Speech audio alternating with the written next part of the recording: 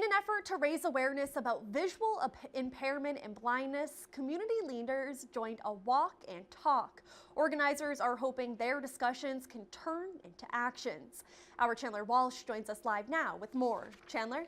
Olivia, leaders walked for about an hour to feel what the visually impaired experience on a daily basis.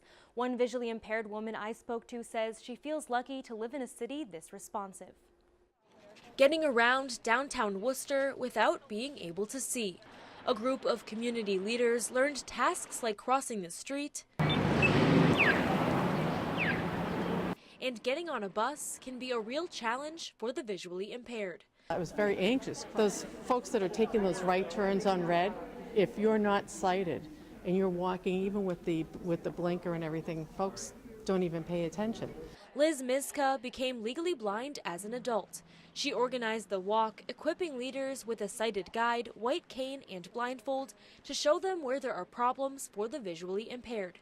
Miska says they include inaccurate crosswalk indicators, as well as hydrants and poles in the middle of sidewalks. There's a lot of talk of, well, we designed this for you, or why don't we see any of you on the street? And there are reasons for that.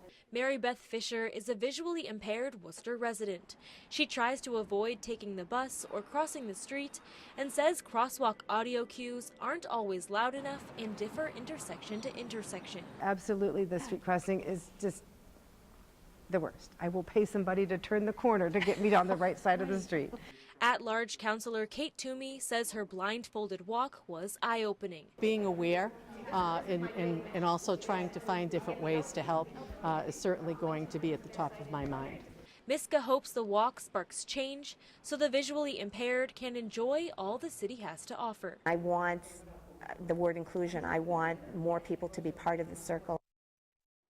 Miska is a lawyer and also sits on the city's Disability Commission. She says she wants to create change in the city, but is also looking to do similar events in places like hospitals and courthouses.